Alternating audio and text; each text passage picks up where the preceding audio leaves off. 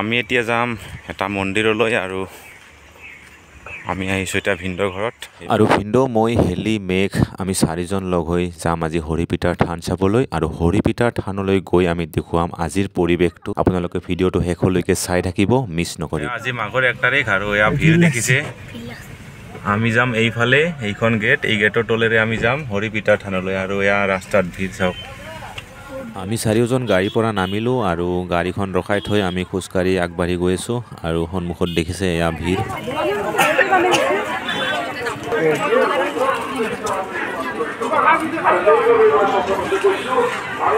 আজিৰ এই দিনটোত মন্দিৰত অজস্ৰ ভিৰ দেখিবলৈ পোৱা যায় ইয়াতো সেই একেই পৰিৱেশ গতিকে আপোনালোকে ভিডিঅ'টো চাই থাকক ভিতৰৰ পৰিৱেশবোৰ আপোনালোকক দেখুৱাই আছোঁ তাৰ আগতে আমি ইয়াতে চাকি ধূপ কিনিম চাকি ধূপ কিনি ভিতৰলৈ গৈ চাকি ধূপ জ্বলাম গতিকে চাই থাকক বলক লয় যদি ইয়াতে লওঁ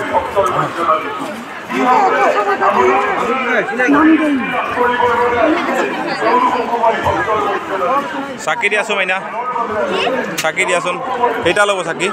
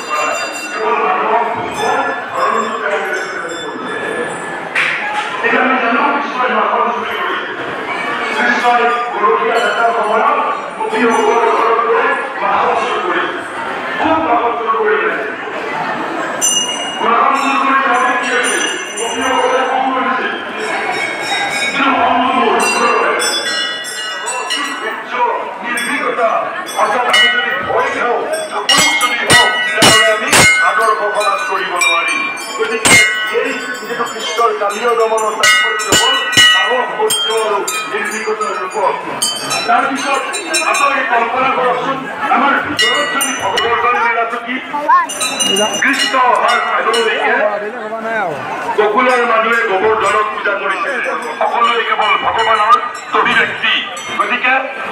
যে পাৰ্থিৱ জগতৰ দেৱত্ব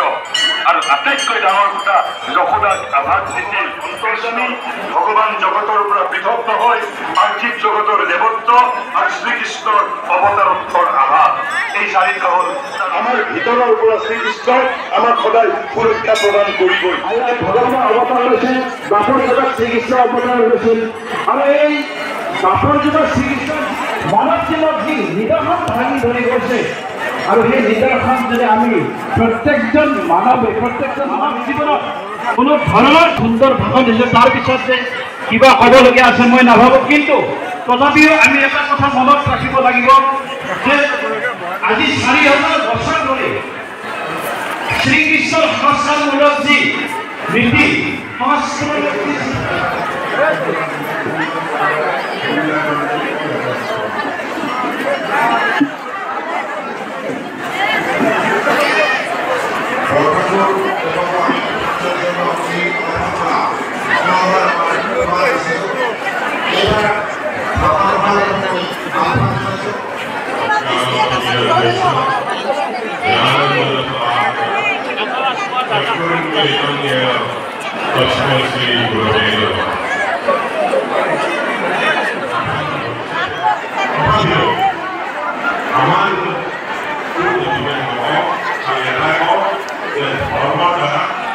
আমার এই অনুষ্ঠানের মধ্যমণি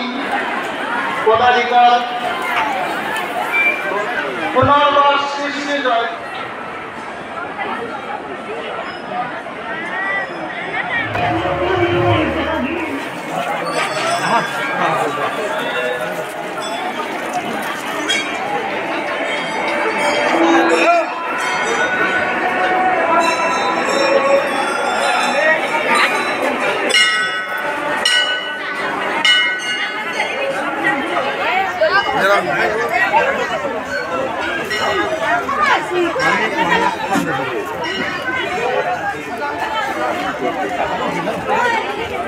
¿Qué toca aquí, Luz? No vamos a estar,